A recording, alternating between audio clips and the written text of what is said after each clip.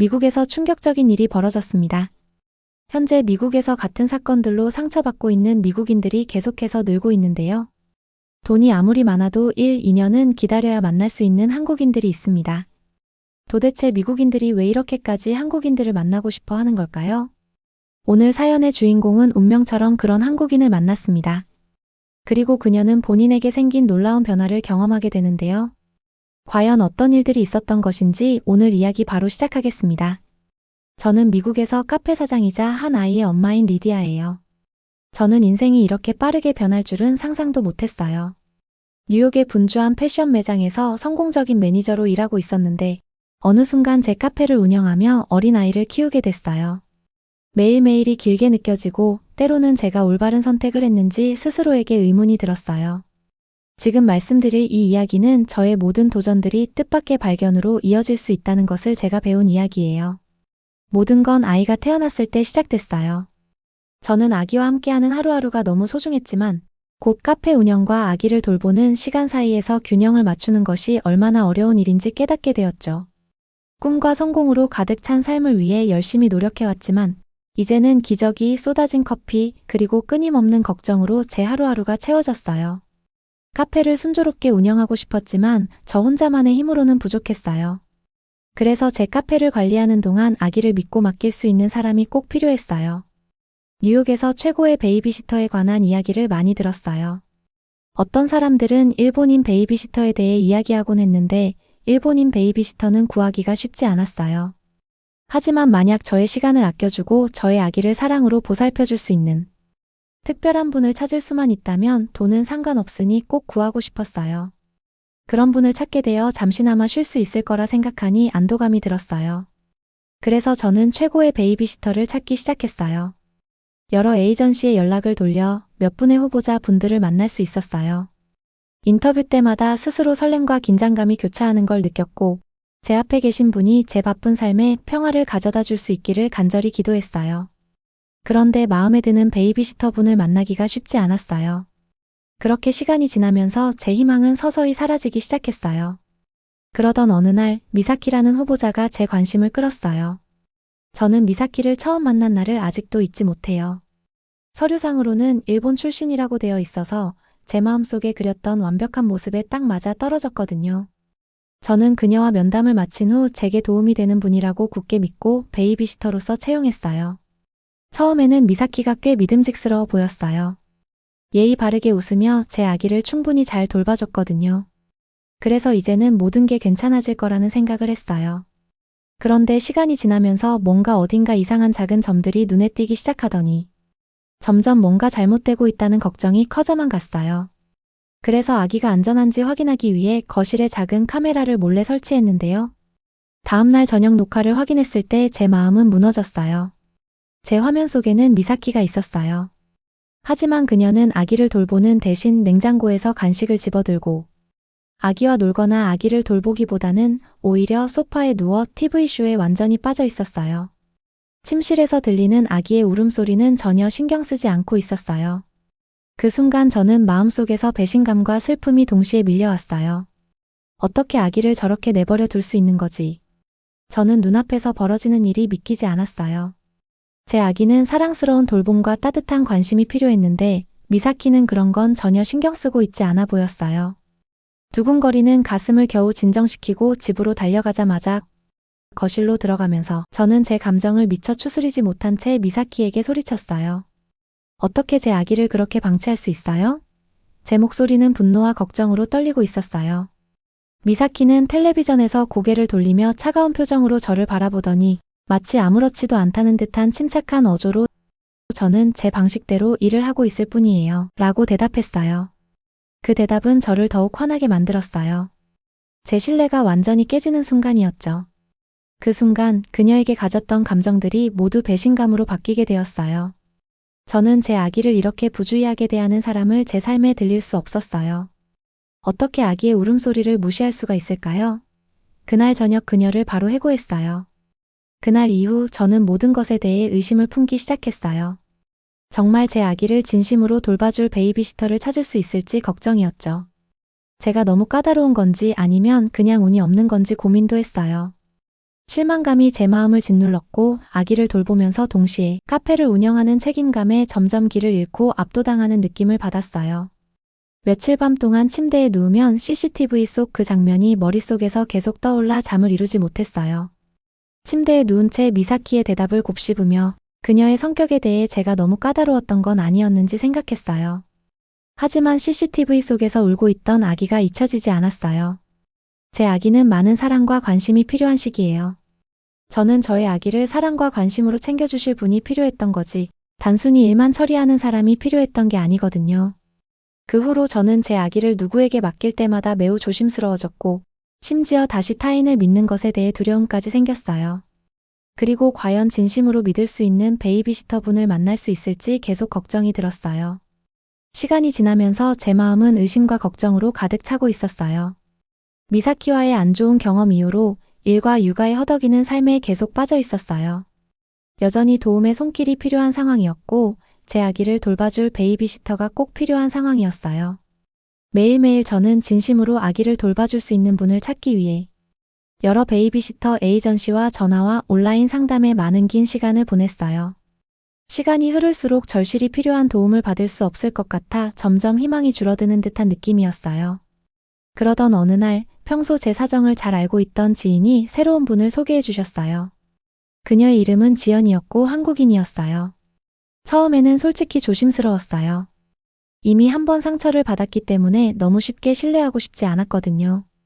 더군다나 아시아 그 중에서 한국인이라 더 조심스러웠어요. 그 당시에는 한국이라는 나라가 아시아의 작은 나라로 알고만 있었지 어떤 나라인지 알고 있던 정보가 하나도 없었거든요. 그런데 지인이 지연은 다정하고 온화한 분이며 아이들을 정말 진심으로 아끼고 돌보는 분이라고 하셨어요. 일본인이었던 미사키가 떠올라 걱정되고 조심스러운 마음이 계속 들었지만 지인의 권유라 지연과 면담을 하기로 약속을 잡았어요.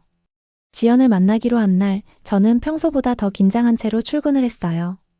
지난 몇 주간의 무거운 마음이 아직 남아있었던 터라 카페에서 그녀를 기다리는 시간이 길게만 느껴졌어요.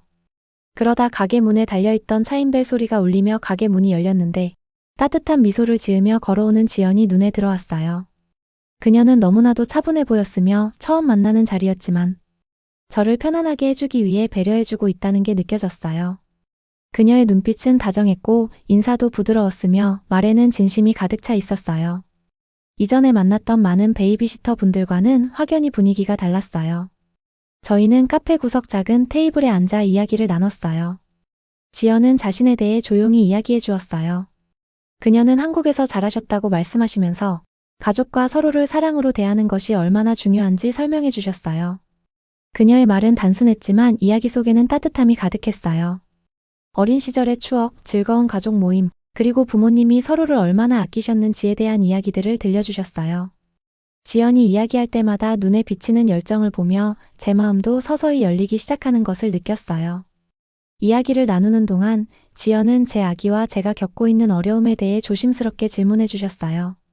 저는 카페에서의 긴 하루와 아기를 걱정하며 잠 못 이루던 밤들에 대해 이야기했어요. 그리고 미사키와 있었던 일들을 털어놓으며 그때 얼마나 무섭고 배신감에 사로잡혔는지도 말씀드렸어요. 지연은 이해하는 듯 고개를 끄덕이며 모든 아이는 어떤 상황에서도 돌봄과 사랑이 필요하다고 말씀해 주셨어요. 그녀의 말은 단순했지만 진심으로 가득 찼어요. 저는 지연이 지금까지 만났었던 단순한 베이비시터가 아니라 제 아기를 저처럼 진심으로 아껴줄 수 있는 분이라는 걸 점차 확신하게 되었어요. 이번에는 제 아기를 걱정 없이 맡길 수 있는 분을 만난 것 같다는 희망의 불씨가 마음속에서 피어올랐어요. 그래서 저는 지연에게 아이들을 돌보는 방법과 구체적인 돌봄 방식에 대해 여쭤보았어요. 그녀는 아기에게 안전하고 행복한 환경을 만들어주는 것이 1순위라고 이야기해 주셨어요. 그리고 이기와 간단한 게임을 즐기거나 노래를 부르거나 심지어 이야기를 소리내어 읽어주는 것을 좋아하신다고 하셨어요. 아이가 즐거운 게임이나 우스꽝스러운 춤을 보고 웃을 때의 기쁨을 묘사하실 때는 얼굴이 환하게 빛났어요. 지연이 나눠준 모든 이야기는 저를 점점 더 마음 편안하게 해주었고 그녀에 대한 믿음이 확신으로 자리 잡기 시작했어요. 카페에서 이야기를 나누는 동안 그녀의 이야기는 정리정돈이 잘 되어 있었으며 책임감이 강하고 무엇보다도 다정하신 분이라는 것을 알 수 있었어요. 제 아기가 지연의 돌봄 아래 웃고 뛰노는 모습을 상상하니 절로 미소가 지어지기 시작했어요. 그리고 제 소중한 아기가 안전하고 행복하게 지내는 모습을 생각하니 오랫동안 느끼지 못했던 안도감이 제 마음을 편안하게 만들어줬어요. 면담이 끝날 무렵 지연은 제 아기를 사랑과 관심을 가득 담아 돌봐주겠다고 약속해 주셨어요. 저는 몇 주 만에 처음으로 희망의 빛을 보았어요. 과거의 상처 때문에 여전히 조심스러웠지만 지연에게는 제 믿음을 줄 수 있을 것 같은 뭔가가 있었어요. 저는 그녀의 손을 잡으며 감사의 인사를 전했고 어쩌면 이 순간이 우리 삶의 긍정적인 새로운 장의 시작일지도 모른다는 생각이 들었어요. 그날 저는 지연과 인사를 나누고 카페를 나설 때 마음이 한결 가벼워진 것을 느낄 수 있었어요. 앞으로의 길이 여전히 험할지도 모르지만 다시 한번 시도할 용기가 생겼어요. 지연이 저희 가정에 가져다줄 작고 기쁜 순간들의 미래가 상상되기 시작했어요. 저는 제 마음을 열고 지연에게 기회를 드리기로 스스로 다짐했어요. 그 순간 이전의 근심과 걱정으로 가득 찼던 먹구름들 사이로 한 줄기 희망의 빛이 비치는 듯 했어요. 지연님이 저희 집에서 일하기 시작하신 후로 집안 분위기가 달라졌다는 것을 바로 느낄 수 있었어요. 지연님이 방문하실 때마다 공기가 한층 가벼워졌으며 집안 곳곳에 차분함이 스며드는 느낌이었어요. 지연님과 함께했던 첫 번째 아침은 아직도 선명하게 기억하고 있어요. 저는 카페에서 판매할 바게트를 준비하느라 바쁜 와중이었고 제 아기는 한 구석에서 조용히 놀고 있었어요. 출근하기 위해 서둘러 준비하고 있는데 거실에서 부드러운 웃음소리가 들렸어요. 문 너머로 바라보니 지연님이 바닥에 앉은 채 제 아기를 무릎에 안고 웃음꽃을 피우며 재미있는 이야기를 들려주고 계셨어요. 창문 사이로 아침 햇살이 비치고 있는 그 모습이 마치 집안에 따뜻한 빛이 켜진 것 같은 느낌이 들었어요. 지연님의 아기를 향한 사랑은 부드럽고 진심 어린 관심으로 가득했어요. 제 아기를 바라보는 목소리와 눈빛은 항상 따뜻함이 가득했어요. 저는 부엌에서 몰래 지연님을 바라보며 안도감과 놀라움을 동시에 느꼈어요. 드디어 진심으로 아껴주시는 분을 만났구나 라고 생각했어요. 예전에 사람에게 상처받은 적이 있었지만 지연님의 따뜻함은 모든 사람이 다 똑같지 않다는 믿음을 주셨어요. 어느 오후의 기억도 선명하게 나는데요. 날씨가 흐리고 하늘이 회색 구름으로 뒤덮인 날이었어요. 저는 해야 할 일들이 많아 유난히 불안한 마음으로 가득했던 날이었죠. 카페, 제 아기, 그리고 끝없이 쌓여있는 업무들 때문에 걱정이 많았어요. 그때 거실 너머로 지연님께서 부드러운 한국어 자장가를 부르시는 소리가 들렸어요. 그녀의 목소리는 부드럽고 편안했으며 그 순간 제 걱정까지 단번에 덜어주셨어요. 거실로 들어가 보니 제 아기는 반쯤 감긴 눈으로 평온하게 지연님 품에 누워 있었고 지연님은 멜로디를 흥얼거리며 계속 노래를 속삭이고 계셨어요. 그때 저는 지연님께서 저희 가정에 얼마나 큰 위로와 안정을 가져다 주시는지 깨달았어요. 날이 지날수록 지연님에 대해 더 많이 알게 되었어요. 여유가 있을 때는 지연님과 둘이서 함께 앉아 많은 이야기를 나누었는데 그녀는 한국에서의 어린 시절 이야기를 자주 해주셨어요. 작은 마을의 축하 행사, 따뜻한 가족 식사, 그리고 서로를 생각하고 아끼는 것이 얼마나 중요한지에 관한 이야기였어요. 그녀의 이야기는 단순했지만 따뜻함으로 가득 차 있었어요.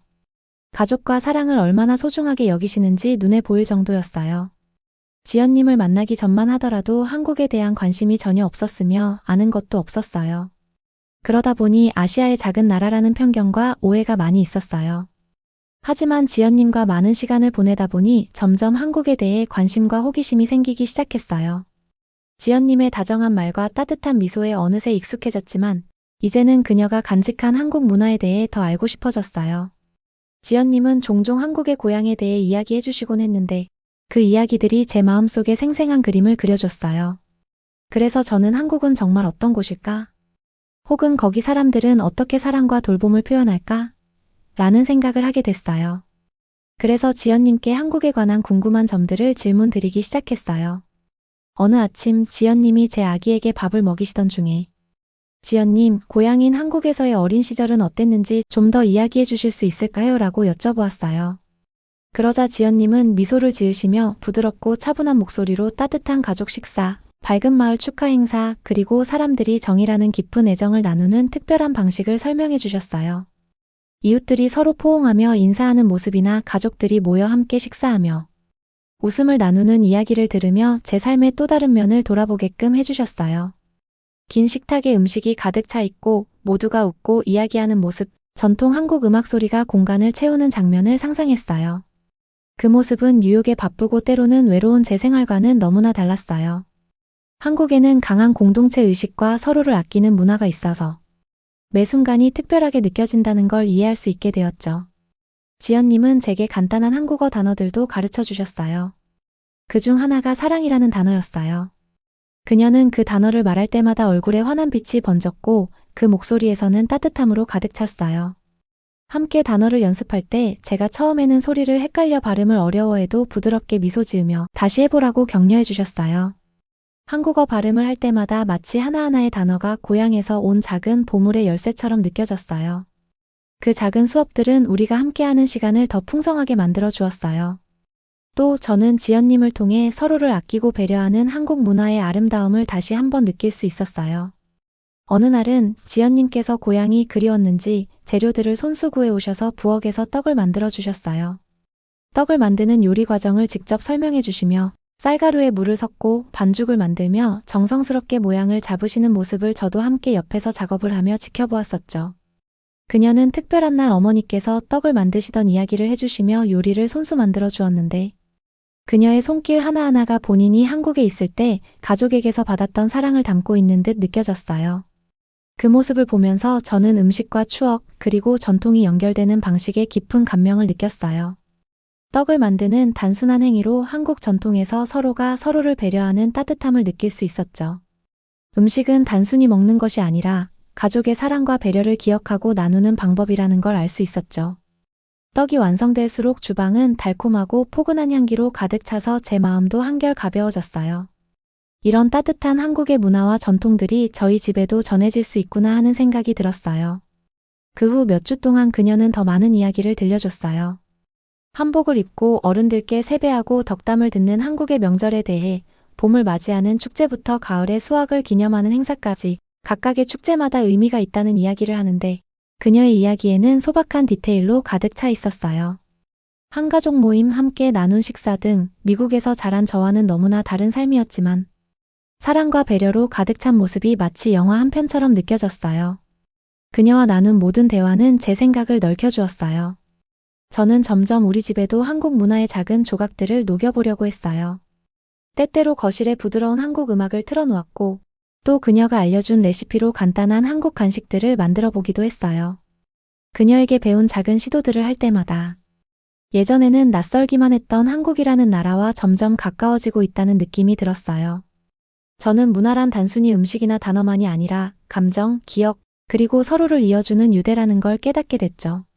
지연님은 단순히 제 아기를 돌봐주시는 것 이상의 역할을 해주고 있었어요.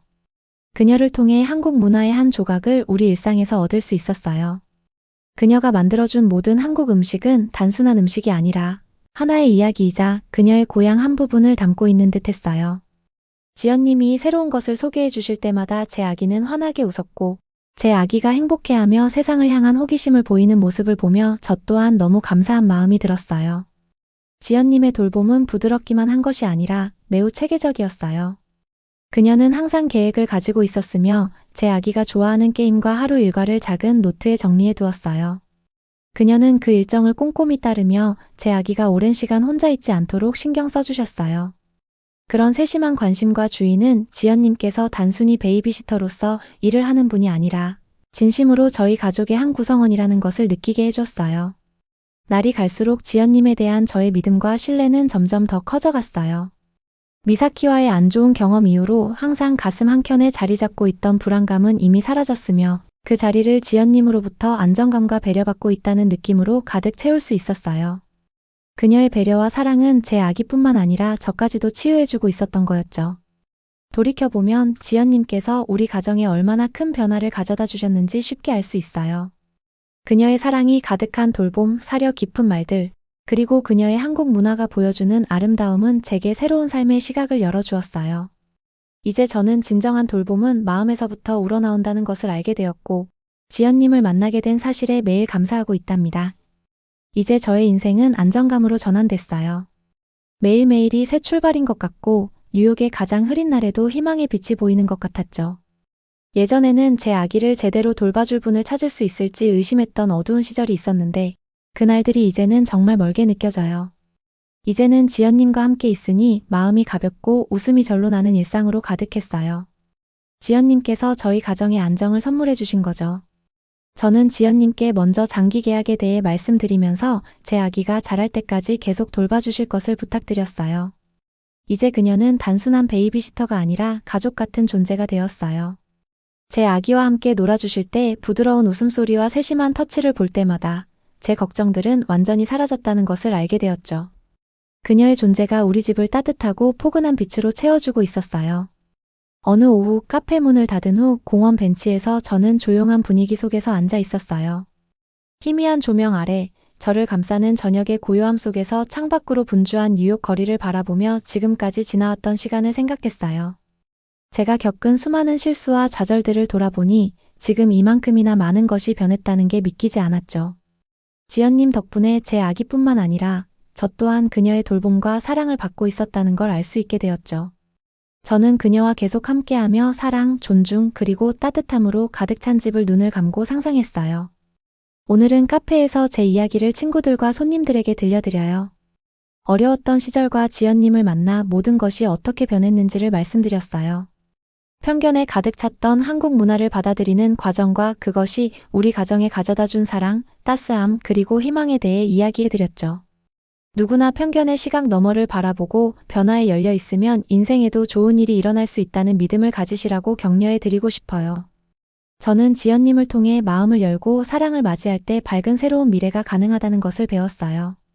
그녀의 사랑이 가득한 배려와 한국 전통이 우리 삶에 따스함을 가져다 주었고 가장 힘든 순간에도 희망을 찾을 수 있다는 걸 가르쳐 주셨어요. 앞으로 우리의 이야기는 이제 시작에 불과하다는 걸 알고 있고 사랑과 이해의 길이 앞으로 우리를 어디로 이끌지 기대가 돼요.